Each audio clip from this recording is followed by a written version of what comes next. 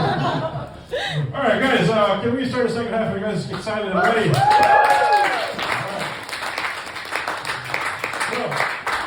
As we said, we got 5 work comedians, and the first one, she's been very active in the scene recently, so very good to have her here. Welcome to the stage, Coco!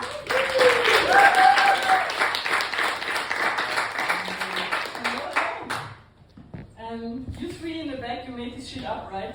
I feel like you're the jury on Austria's Got Talent. You're just gonna give me a plus and a minus, or you look a bit like Sido. Before the mask, when he was still young. I'm giving you a compliment, you should say thank you. Anyways, I don't know why I'm filming this, because better comedians today have failed, so this is a waste of storage, but let's see how this goes.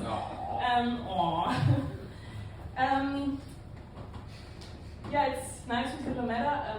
I'm a self-employed circus acrobat. Yeah,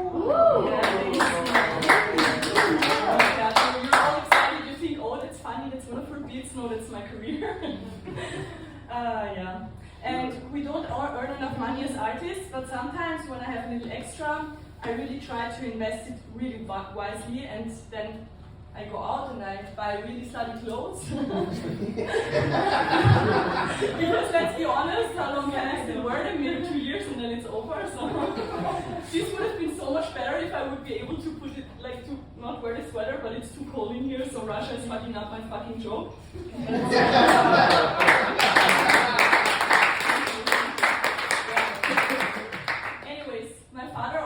When he sees me, he's shocked. He's like, what the fuck? If you dress like that, you're never gonna get married. You have to wear way less. Yeah, I keep being a disappointment. But anyway, sometimes when I have really good contracts, I actually make some money, and after the slut expenses, when I still have leftover money, I recently started to think, what do I do, with all the extra circus cash? And then I was like, oh, I should invest in immobilia, because that's always stable, I'm gonna do that. So I went to the bank and I asked for a loan. Really, this joke didn't work? Because at the bank it was hilarious. Self-employed circus performer with circus cash wants a loan. They got all the employees together, manager, cleaning staff, it was a riot. They were like, hey, do it again, circus monkey, come on, what do you want? No, that's hilarious.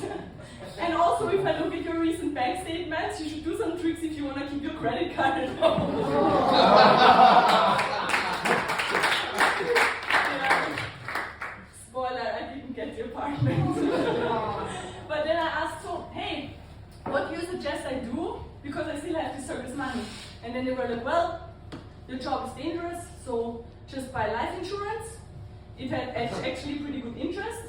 And then they were like, because if you die in the next 30 years, at least somebody else can have a benefit, I was like, fine. Actually, no, that's not the joke yet. I was like, fine, it actually makes sense. So then I put my sister down as the one who receives the money in case I kick, okay? So then I met my sister, and I told her about it, I told her the conditions, and she was like really excited. She was a little bit too excited.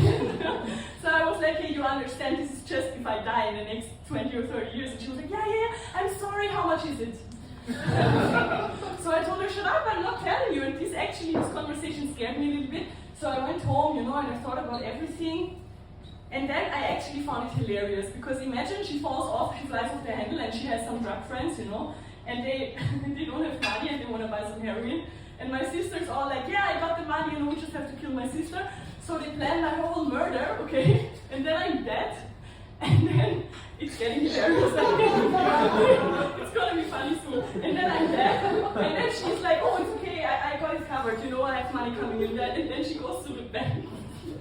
She goes to the bank and she finds out that the money doesn't even cover getting rid of my body.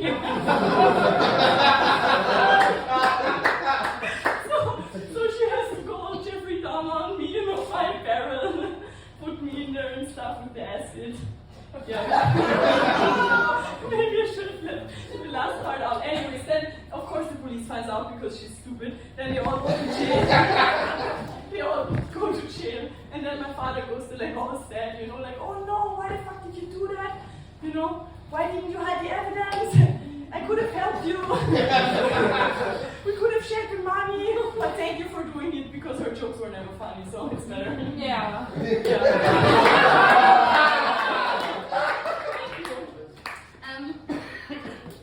I never lied. Do we have any liars in the room today? Any dishonest people? Anybody who lies? Of course. Okay, you suck, but it's. Anyways, I never lie. I lie sometimes. Okay. I lie a lot. I lie especially on Tinder.